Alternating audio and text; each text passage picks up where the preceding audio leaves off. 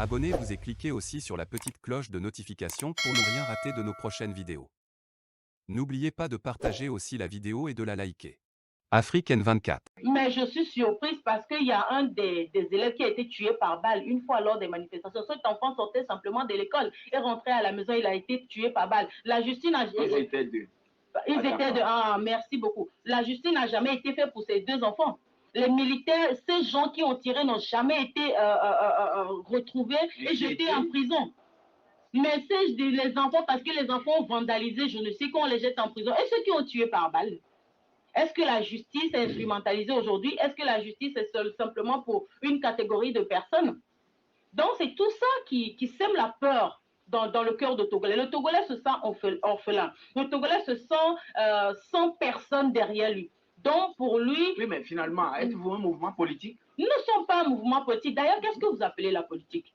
C'est quoi la politique? Essayez de me répondre. Non, c'est moi qui vous ai invité. Voilà, la politique, c'est l'art de gérer la cité. Que vous le vouliez ou pas, vous faites de la politique. Même boire de l'eau, c'est de la politique.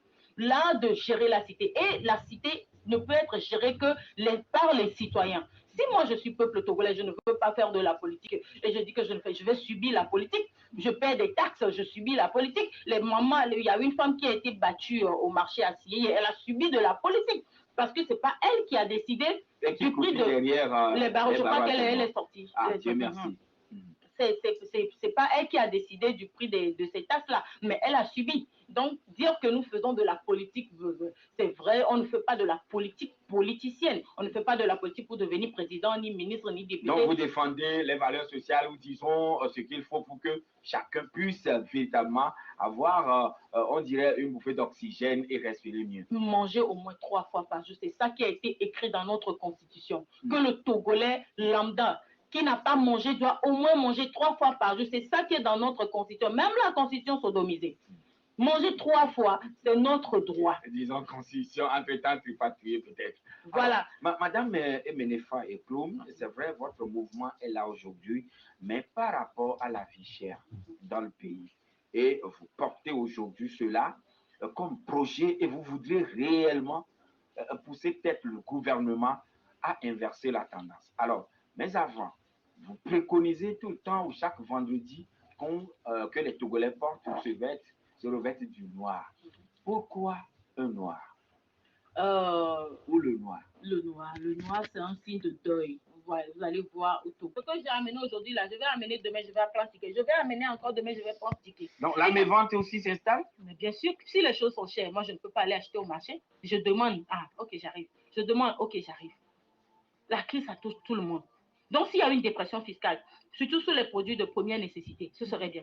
Le péage, si le péage est cher, ça veut dire que le coût de transport sera élevé. Les dames qui vont dans les régions acheter, eux aussi vont augmenter les prix. Donc, tout ça, ça a une répercussion sur le panier de la ménagère. Donc, si on arrive à diminuer, on arrive à faire une dépression fiscale et sur dans les marchés, ce serait bien. Nous, c'est à combien on mange. Si le Togolais prend à combien puis baisser aujourd'hui la saliva, tu ne manges pas à combien 3 jours là, c'est comme si tu es malade. Mais le bol est à 1000 francs dans certaines localités, 900, 800. C'est impossible. Le bol de maïs. Oui. Maintenant, quand tu vas dans mon quartier, il faut prendre 1000 francs pour avoir un bol de farine. Ça veut dire que 800 pour le maïs, 200 francs pour écraser. 1000 francs aujourd'hui au Togo, c'est comme 10 000 francs. Donc, on veut qu'on supprime. Donc, difficilement, les femmes arrivent à gagner 1000 francs. Pour acheter un bol de maïs plus. Avant que je ne sorte d'ici, tu me donnes 1000 francs, je vais t'appeler au moins une semaine pour te remercier parce que tu m'aurais sauvé la vie. À l'intérieur aussi? Bien sûr, ça, c'est encore pire. Moi, j'ai vu un enfant mourir à cause de 2000 francs. À l'hôpital, la dame n'avait pas d'argent. Ici au Togo? Moi, je te parle d'Adjidogo, mais tu me dis aussi au Togo, hein? Tu me parles du au Togo. Il y a même une qui est rentrée, la consultation était gratuite. Il devait amener ses mots. Elle n'a pas. On dit acheter 500. Elle n'a pas. Elle est revenue avec l'enfant. Elle n'a pas 500. Elle n'a pas. C'est des réalités que nous vivons. Si je manque... Mais quand même, il existe parfois des services sociaux au niveau de ces centres de santé. Tu vas marcher avec ton bébé de je ne sais où pour aller à je ne sais où. Le camp d'Adjidogo me fait des consultations gratuites, mais il faut amener ton thermomètre. Tu n'amènes pas, tu achètes. Elle n'en avait pas. Elle est rentrée avec l'enfant. J'ai dû lui donner pour moi, pour qu'elle l'utilise. Maintenant, tu as fait consultation, il faut acheter l'ordonnance. Donc, pour 1000 francs, c'est beaucoup. C'est des réalités, c'est pas tout je peux filmer, c'est pas tout je peux Et dire. maintenant, au point 3, qu'est-ce que vous demandez à La l'État? prise de mesures sociales d'urgence au profit des femmes et des couches vulnérables. On d'abord l'argent. Qu'on te soigne d'abord. Tu vis et puis on demande l'argent.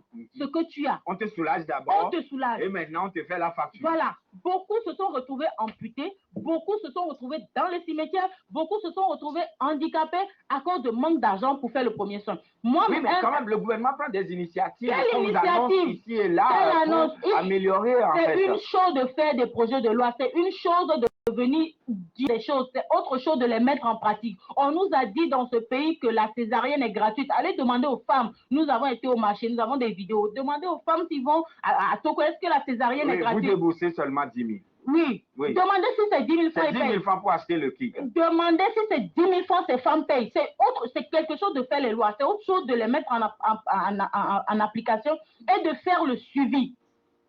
La césarienne n'est pas gratuite et n'est pas 10 000 francs. Demandez ces femmes, elles vont vous parler de tout ce qu'elles vivent en fait.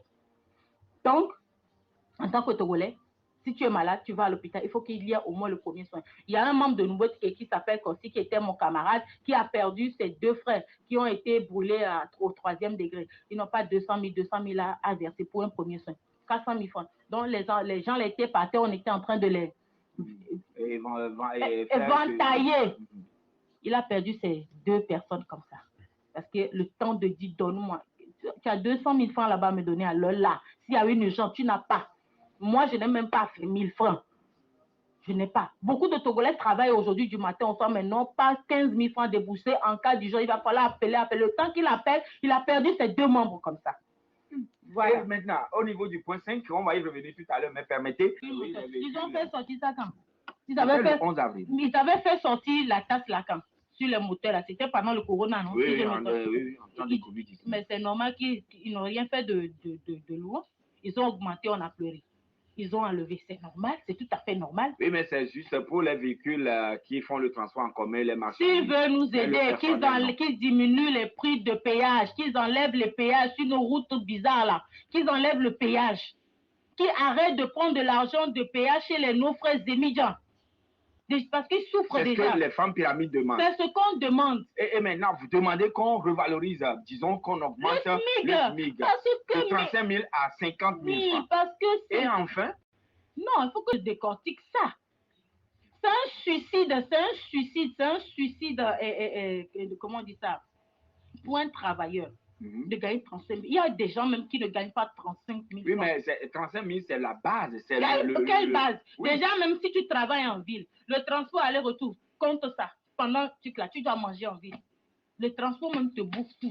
Et la vie est devenue aujourd'hui chère, mais le salaire n'a pas augmenté. Contre un taux d'inflation de 6,1%, c'est ce que je suis en train de dire. Je ne sais pas comment je vais vous expliquer taux d'inflation. Dans la sous-région, pas en Côte d'Ivoire, le SMIC est à 60 000 francs. Mais taux d'inflation, je crois que c'est à 3%. Le taux d'inflation au Togo, c'est trop par rapport à notre SMIC. Donc, au moins 50 000 francs. Un vigile, au moins, s'il n'a rien gagné, qui gagne 50 000 francs. Donc, pour l'emploi pour les jeunes, j'ai déjà parlé de ça. Il faut qu'on investisse, il faut qu'on soutienne les projets des jeunes pour l'entrepreneuriat. Dernière point. Recommandation. La cessation immédiate du harcèlement et la répression des forces de l'ordre dans le pays et la libération sans condition des prisonniers politiques et de Leila Nambea. Leila Nambea, c'est une femme qui a été arrachée à son bébé de 9 mois. Cette femme était en train d'allaiter quand nos forces de l'ordre sont venues l'arracher comme une voleuse et jetée en prison. Elle a déjà fait 2 ans en prison et actuellement elle... Vous l'avez une fois rencontrée? Pas encore? Plusieurs fois. Vous l'avez rencontrée? Oui, on a fait des visites à Leila. Leila est malade, souvent même tu as l'impression qu'elle a de surménage. Elle dit, ma soeur, si je fais encore un an ici, je meurs. 3 enfants. On t'appelle, on dit, elle pleure tout le temps. Non, on a renvoyé ma fille de l'école parce qu'elle n'a pas payé la scolarité. On met une personne en prison, c'est toute une famille qui souffre. Arrêtée dans le cadre des manifestations politiques? On me dit c'est trouble quoi, tentative à la sûreté de l'État. Tu connais un peu comment on formule ça. Une femme allaitante? Ah oui, apparemment. 92 02 80 63. Maintenant, chaque année, on vote. Ah oui, voilà, chaque année, on dit, moi, je refuse d'être une vache à lait, je refuse à mes compatriotes, à mes frères togolais, à mes frères togolais de se laisser traiter comme d'une vache à lait. Tant qu'on n'aurait pas résolu cette histoire de vie chère, il faut qu'on porte du noir jusqu'aux élections.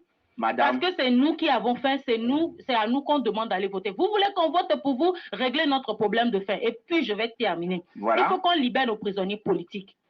Ces gens n'ont rien voulu qu'un nouveau vent sur le taureau. Qui libère nos prisonniers politiques et les élèves qu'ils ont mis arbitrairement en prison, plus les enseignants. Nous avons besoin des enseignants. Je ne parlerai pas s'il n'y a pas d'enseignants. Les gens qui sont en haut là-bas ne seront pas là-bas sans enseignants. Donc, ils libèrent tous les prisonniers politiques.